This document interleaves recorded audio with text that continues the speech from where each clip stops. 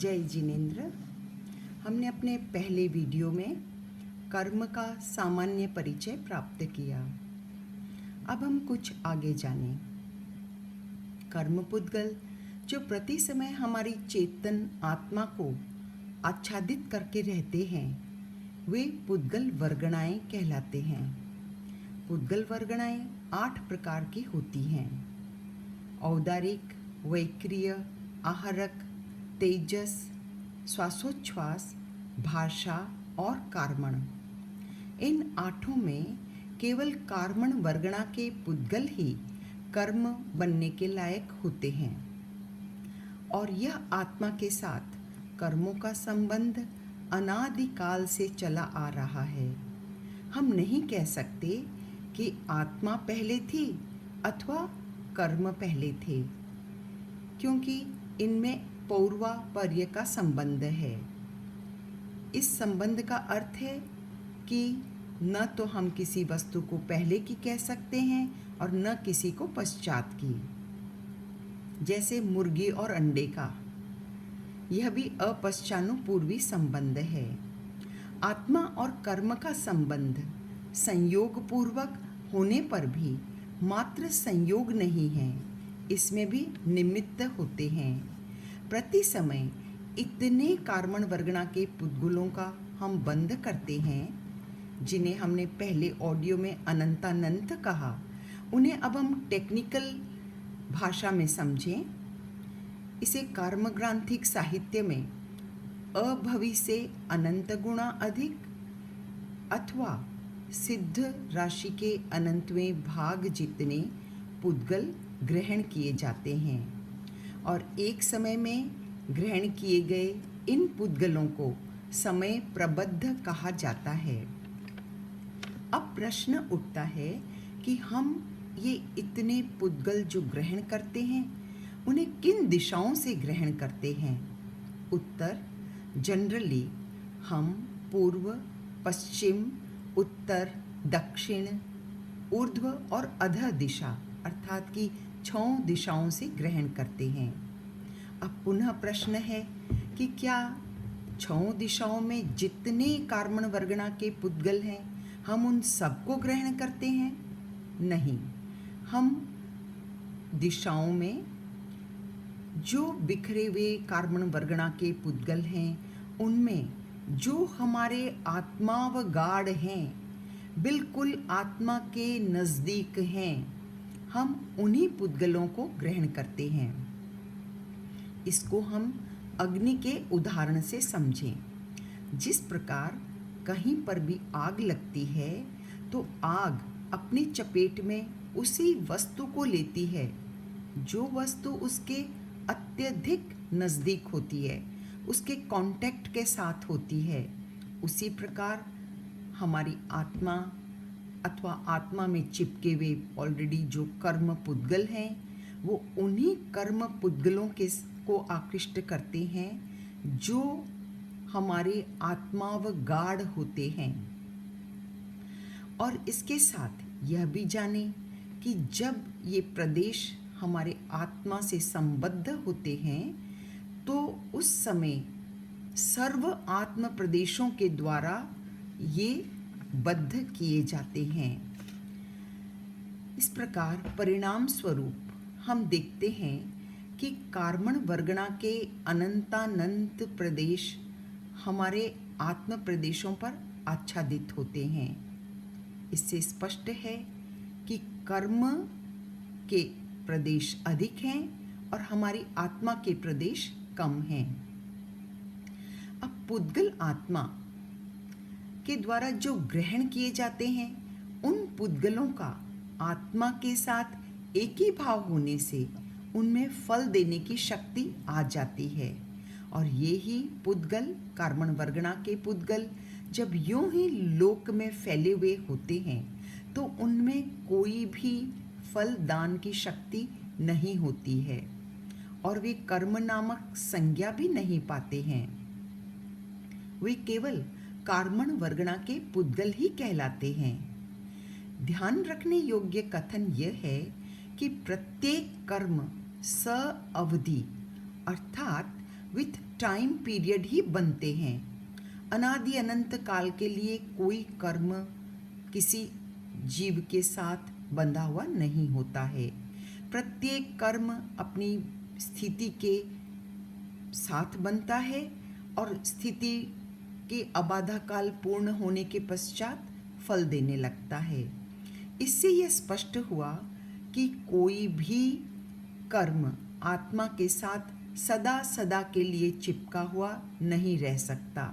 जो बद्ध हुआ है वह विलग भी होगा। लेकिन यहाँ पर दो ऑप्शंस हैं। पहला कि जब उस कर्म की अवधि समाप्त हो जाए तब वह स्वतः ही जीव से विलग हो जाता है।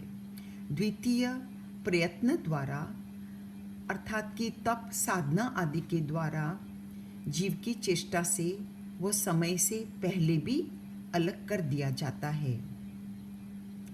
इसका अर्थ हुआ प्रत्येक कर्म संयोग का अंतिम परिणाम वियोग है। आत्मा आत्मा है और कर्म परमाणु परमाणु हैं। जब तक वे आत्मा से संबद्ध है तब तक वे कर्म कहलाते हैं और एक बार आत्मा से विलग होने के पश्चात वे पुनः पुद्गल वर्गणा बन जाते हैं। आवश्यक नहीं है कि वे झड़े हुए कर्म जो अकर्म हो जाते हैं वे बाद में भी कार्मण वर्गणा के ही हों। वे किसी अन्य वर्गणा में भी बदले जा सकते हैं और कर्मण वर्गणा की तरह भी रह सकते हैं। इसके साथ एक बात और जानने लायक है कि कर्मों को वेदन करना, अनुभूत करना निर्जरा नहीं है, लेकिन कर्मों को वेदन करने के पश्चात कर्म परमाणु का जब कर्मत्व नष्ट हो जाता है तब वह निर्जरा होती है। इसीलिए भगवती सूत्र में कहा गया है कि निर्जरा अकर्म की होती है, कर्म की नहीं। मैंने अपने लेक्चर पार्ट 1 में कर्म के 2 प्रकार बतलाए थे। इनको समझना बहुत आवश्यक है। जैन धर्म में कर्म को चेतन और अचेतन दोनों अवस्थाओं को, दोनों पक्षों को स्वीकार किया गया है और दोनों का अस्तित्व पृथक पृथक होते हुए भी एक दूसरे पर बहुत आश्रित है। दोनों आपस में एक दूसरे से इस प्रकार घुले मिले रहते हैं कि इनमें से किसी एक के अभाव में दूसरे की संभावना भी नहीं की जा सकती। द्रव्य कर्म के कारण ही आत्मा के विविध प्रकार के भाव उत्पन्न होते हैं और इन विविध भावों से ही द्रव्य कर्म का बंधन होता है। इस प्रकार हम देखते हैं कि ये दोनों एक दूसरे के पूरक हैं। भाव कर्म और द्रव्य कर्म में अविनाभाव संबंध भी कह सकते हैं। सरल शब्दों में कहें तो जीव की क्रिया भाव कर्म है और उसके फल द्रव्य कर्म हैं। जहाँ कर्म विषयक ग्रंथों का हम अध्ययन करते हैं वहाँ द्रव्य कर्म की अधिक चर्चा होती है और जहाँ हम अध्यात्म प्रधान ग्रंथों का पारायण करते हैं वहाँ भाव कर्म की प्रधानता अधिक होती है। दलसुख भाई मालवणिया जी के शब्दों में भाव कर्म कारण है और द्रव्य कर्म कार्य है। यह कार्य कारण भाव मुर्गी और अंडे के समान कह सकते हैं क्योंकि इसमें हम पुनः पूर्वापर्य नहीं कह सकते। भावों को देखकर यह जाना जा सकता है कि अभी जीव किस प्रकार के कर्मों का बंध कर रहा है अथवा उसके कैसे बंध होने वाले हैं।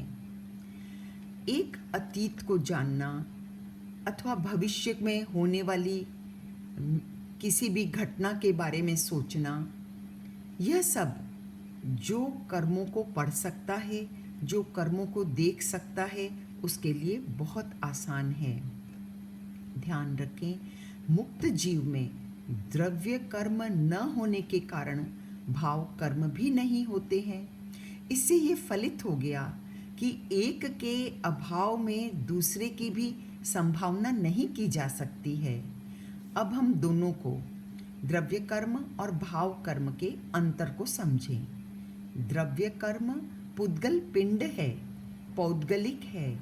भाव कर्म पिंड में रहने वाली शक्ति है, चैतसिक है। जब तक कर्म बंधे रहते हैं वे द्रव्य कर्म कहलाते हैं, और जब कर्म उदयावस्था को प्राप्त होते हैं तब वे भाव कर्म कहलाते हैं। द्रव्य कर्म से भाव कर्म और भाव कर्म से द्रव्य कर्म उत्पन्न होते हैं। देखिए, एक मोक्षाभिलाषी सदैव अपने भाव कर्मों को निखारने में रहता है। वो यही चेष्टा करता है कि उसके भाव मलिन न हों, क्योंकि वह इस सत्य को जानता है कि यदि भाव मलिन होंगे तो कर्म भी अशुभ बंधेंगे। देखिए, द्रव्य कर्म के बंध को हम रोक नहीं सकते हैं। कर्म तो बंधेंगे, प्रति समय बंधेंगे और अनंतानंत की गणना में बंधेंगे। लेकिन उन कर्मों में कैसा रस हो, कैसी स्थिति हो, यह हमारे हाथ में है। यदि हम भावों की शुद्धि रखते हैं तो शुभ या शुद्ध कर्मों को हम बांधेंगे और उनमें स्थिति भी कम पड़ेगी, रस भी अच्छा होगा, शुभ रस के साथ बांधेंगे, फिर उन्हें हमें भोगते समय भी अति कष्ट नहीं होगा। शुभ कर्मों को भोगना बहुत सरल है, लेकिन यदि इसके विपरीत हमारे भाव मलिन हों, अशुभ हों, तो फिर हमारे कर्म गाढ़ रूप में, अशुभ रूप में, अशुभ रस के साथ और उत्कृष्ट स्थितियों के साथ बनने लगते हैं, जिन्हें भोगना अति कष्टप्रद होता है। इसलिए जहाँ तक हो हम अपने भावों की शुद्धि रखें। भावों की शुद्धि ही हमारे कर्मों को शुद्ध कर देगी, शुभ बना देगी। और इसके विपरीत यदि हम सब समय कषायों में राग और द्वेष से लिप्त रहे तो अशुभ कर्मों का बंध करेंगे। आगे के ऑडियो में हम कर्म की 10 अवस्थाओं की चर्चा करेंगे। जय जिनेंद्र।